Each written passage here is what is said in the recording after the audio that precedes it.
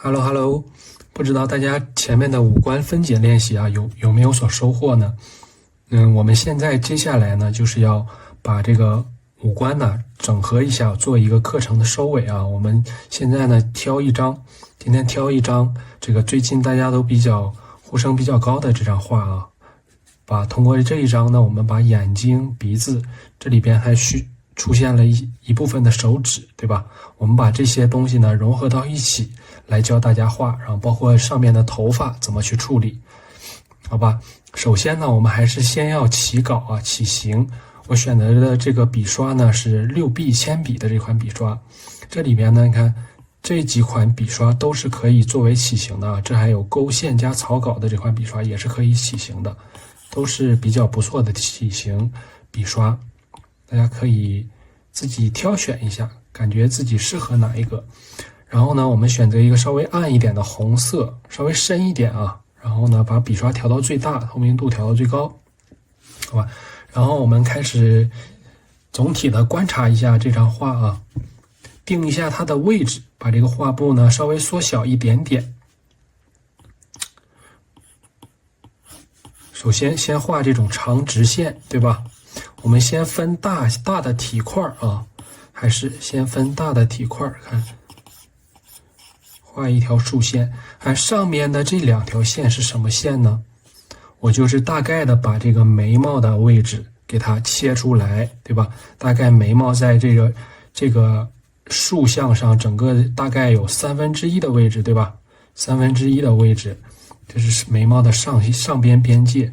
然后中间的这条线呢是它的这个鼻梁，对吧？鼻梁的位置。然后我可以再继续的给它切，你看这个是手指的位置，我们大概给它定出来。然后手指的这个高度，画出这两条线来。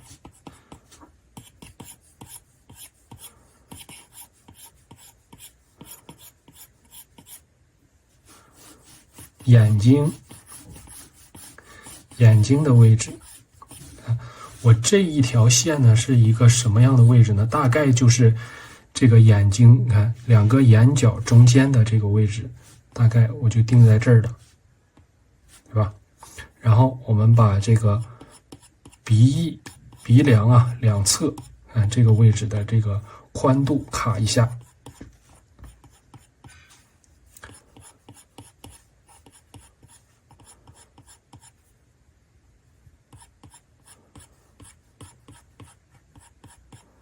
宽度卡出来，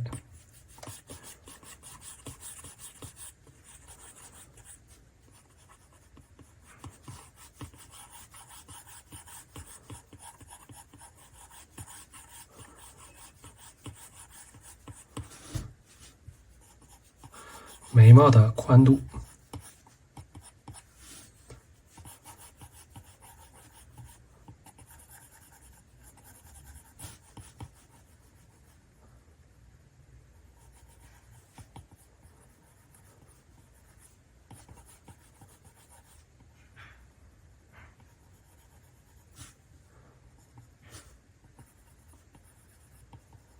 眼球位置卡一下，两侧的眼角。我们在观察这个形啊，它准不准的时候呢，还是用我们之前的这个方法啊，体块的方法。也就是说，我们把它的这个本来比较复杂的这种形啊，给它切成一个比较简单的这种几何形体。你看，比方说就是这个眼睛这个框，是吧？它这个地方的这个结构啊，它是一个比较复杂的一个形态，对不对？它是不是相对来讲稍微复杂一点？里边的这种形啊，拐来拐去的，对吧？我们现在就把它给它简化，切成一个，你看这个地方，它实际上就是一个长方形、矩形的这么一个框。这边也是，你看矩形的这么一个框。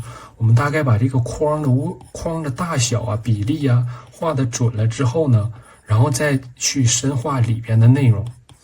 先从外边定大的这种框，然后呢一点一点的向里边去深入。对吧？然后上边的这个头发的位置，我们也可以直接画出来。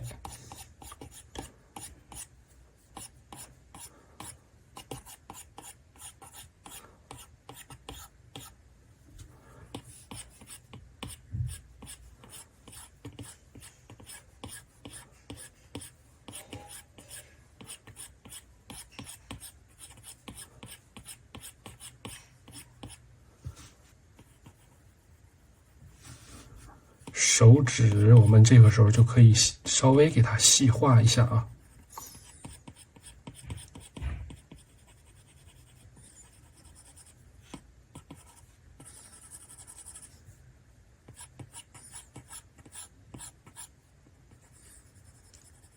注意，你看我在定这条手指的位置的时候，首先就是画什么呀？画这个边缘。这个边缘有一个什么要点呢？就是说，我们这个倾斜的这个角度啊，一定要一致啊，和我们的这个差不多，要大概一致。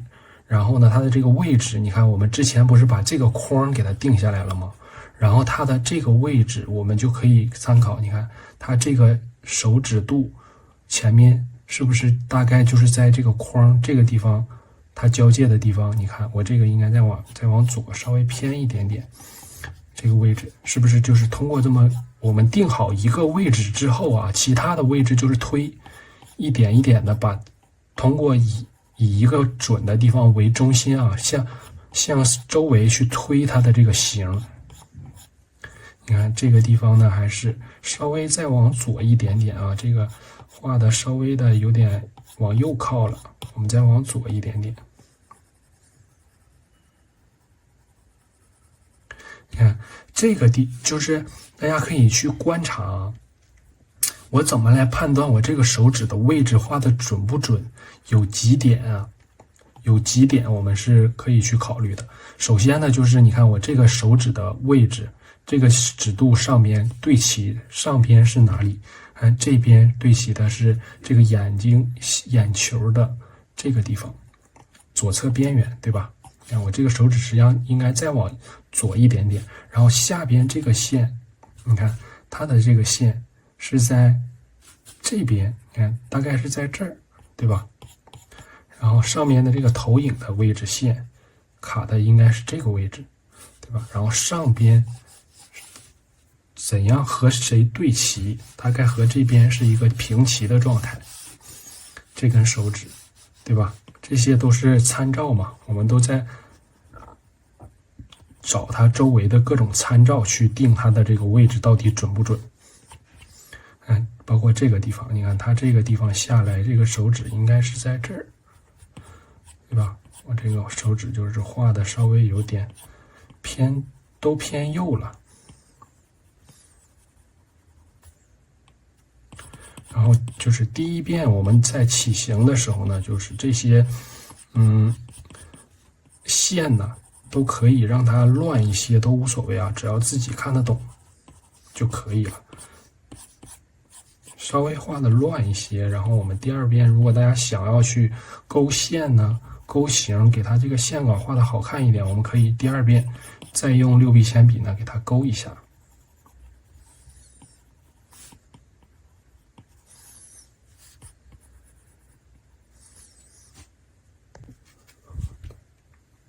然后呢，我们现在啊，整体的这个形呢打的差不多了，但是呢，肯定它是会有些地方是不准的啊，我们还是要再去继续观察一下、修改一下啊，调整，做一些微调。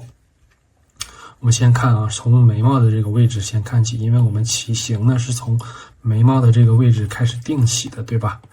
一定要把这个我们参照的这个主体啊，首先参照的这个东西啊，一定要给它画准确了，不然其他的位置呢都跟着就容易发生错误了，对吧？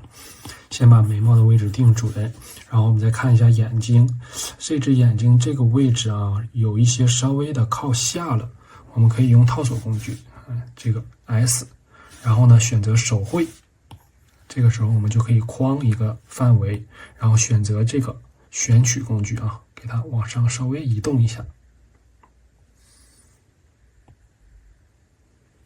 稍微移动，然后呢，这一侧的眼睛也是稍微给它往这边移一点。整个手指呢，我们给它稍微的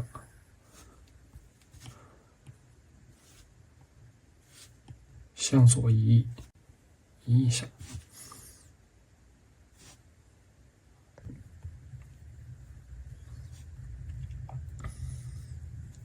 好，然后我们整幅画稍微也往上移一点点。好，这样呢，我们基本上啊，看一下。基本上应该是没什么大问题了啊，我们可以把这些中间乱的辅助线呢给它擦一擦，这个鼻子这个地方给它修改一下啊，这些地方卡一下。实际上呢，好，现在的我的这个草稿啊，我自己是已经可以看得很清楚了啊。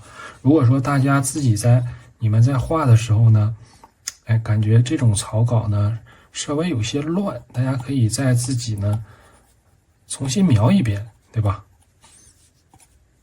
我们可以给它新建一个图层，然后呢可以重新的描一下这些框，然后呢也可以，你如果愿意细化啊，也可以稍微给它细化一点。比方说这里边还有这手指中间，你看有一些这些褶皱，对吧？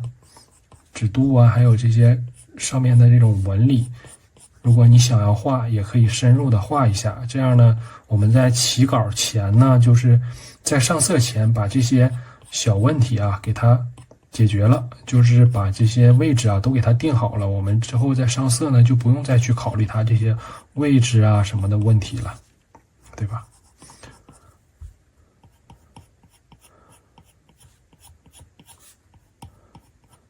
如果想描呢，大家就可以再去描一遍啊。这里我就不用描了，我直接开始画。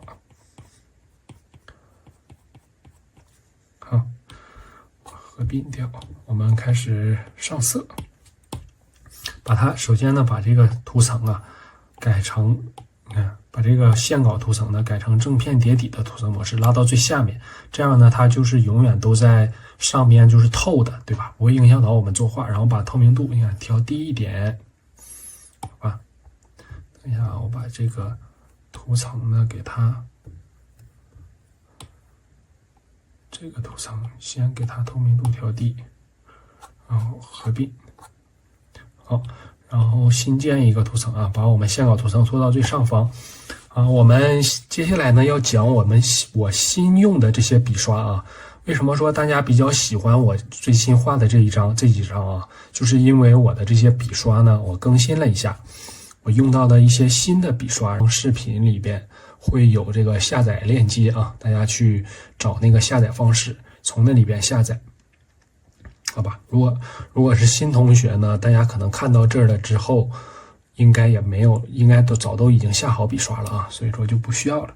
然后我给大家首先给大家先讲一下啊，我的这些更新的这些笔刷哪些都是干什么用的。你看这里边的名字啊，我都给大家起好了，铺色1、铺色2、铺色3、铺色4。前面的这4个就是铺大色的时候用的。我最近呢比较喜欢用这个铺色1。但是这个铺色1呢，唯一有一个问题就是笔刷呢，稍微小了一点。如果画布建了大了呢，它可能就是画起来比较麻烦，就是需要一点一点的去铺啊。就是你看没有那么大，这个笔刷最大可能也就是这么大。之后呢，我再研究一下，给它稍微调整大一点，再去更新啊。你看，其实也是可以的啊，只不过就是稍微小了一点，画起来麻烦了一点。这个就是第一遍铺色的这个机理啊。它铺的时候，我们注意啊，我们在用这几款笔刷的时候呢，都是就铺色的时候，这个笔刷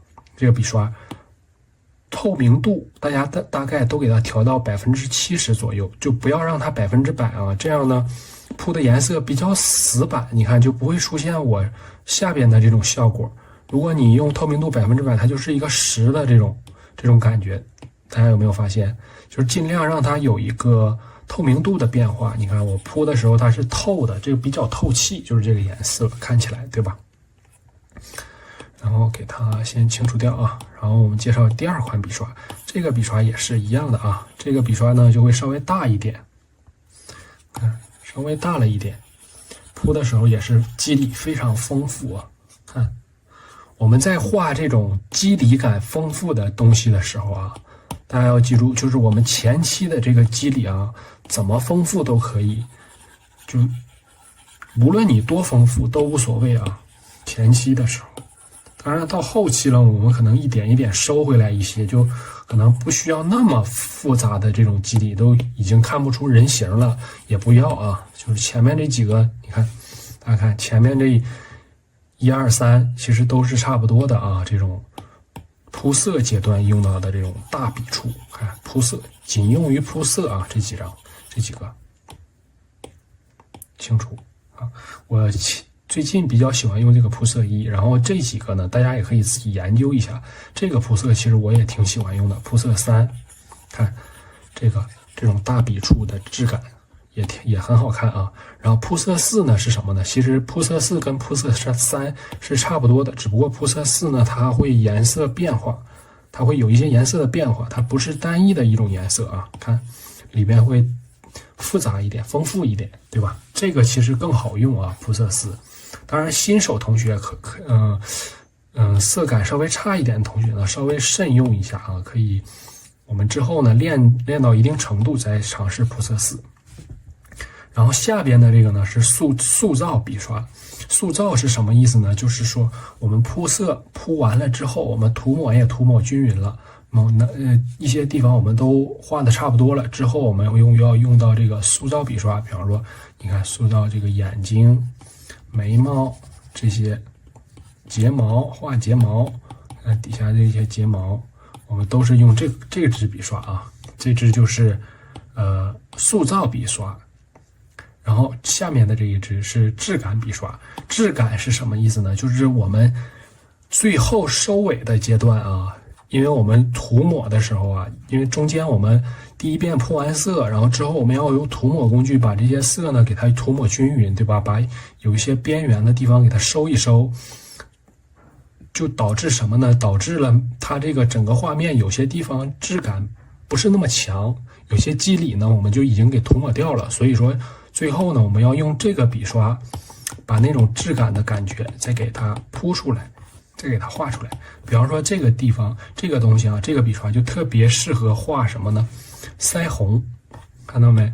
这个地方我们最后给它点上几笔这种腮红的感觉，它既不会很让你这个腮红啊很油腻，它还会有很多你看这种笔触的感觉，对吧？网状的，对不对？你看比方说鼻头的这个位置，我们点上几笔比较饱和度比较高的，就是纯度比较纯的那种颜色，对吧？我们点上几笔，用这个它就会很出效果。包括你看眼袋卧蚕的这个地方，我们这样点上几笔。包括你看我可能需要这些亮的地方，我可能需要一些冷色，你看冷色我点上几笔这个蓝色，它就会很出效果，对吧？就是这个笔刷。这个就是后期啊，最后我们收尾的时候收一下，把这种质感啊再给它提上来的时候用到的这个笔刷啊，质感笔刷。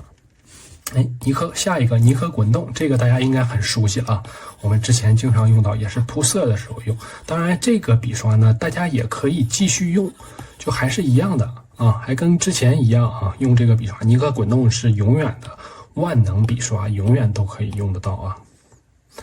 下面的这个涂抹专用，接下来的这些笔刷啊，就是我也不是很常用，但是我会收集到一些的笔刷。所以说这个可以给大家拖到后面啊，这个确实我也不常用。接下来下边的这几款笔刷啊，灰泥、刷子，还有这个英文的这个笔刷，这几款笔刷是涂抹的时候用的，就是这个小手的时候用的啊。我们铺完大色了，我们需要给它这个融合一下，把这些色呢融合一下，并且把我们的这个边缘呢收拾出来。边缘就是每一个色块呢给它收拾出来，所需要用到的这几款笔刷啊。这些笔刷分别在什么时候用，我都会到时候会给大家讲解啊。等到用的时候，最后呢这个轻触呢就是我们最后再做一些效果啊。比方说这些地方我们点上几笔，比较那个有氛围感，就是给它塑造一些氛围感时候最后用的啊，最后需要用到的笔刷。然后剩下的这些呢，就是有待大家去开发了吧。反正就是之前我画画也用到过的一些笔刷，大家想要用都去研究一下啊，都可以去研究一下。研究笔刷也是一个比较好玩的一个过程啊，大家可以多多研究。我也是在不断的更新我的这个笔刷库，好用的呢我都留下来。你看这种笔刷是不是之后呢就可以当做一种什么呢？就可以把我们的这个画面啊，也是增加氛围去用的。你看这个点上一层，在最上面点上一层这种东西，有没有点像那个我们的纸，就是那种纸的质感，以前的那种老的那种纸，它会有里边会掺一些，就是可能磨的不是很碎的，有一些残渣在里边的那种感觉，有没有点像？这个笔刷呢，像不像？也是啊，这个笔刷也有点像树叶的那个纹理，也是最后我们加质感有的时候会用到的，在上面加质感。好，当然这些笔刷呢都是各有千秋啊，我不是一个就是那个唯笔刷论的那种画师，就是说还是一样，就是你即使只有一个尼可滚动，你也可以画得很好。当然前期呢，我还是建议大家就是少用太多的笔刷，就是尽量就用几种笔刷用下来就可以了啊。不要去今天这样，今天我用这一套笔刷，明天我要换一套，大后天我再要换一套。其实我们前期在做基础性的练习的时候呢，就用一些基础性的笔刷，比方说尼可滚动，这个是万能的笔刷啊。我前期画画呢，基本上都是用它，看。都是用它铺色呀，我们细化呀，都可以用得到的这款笔刷啊。就是说，大家不要太在意说这个笔刷有多好用或者多难用，还是说先从技术上开始练习啊。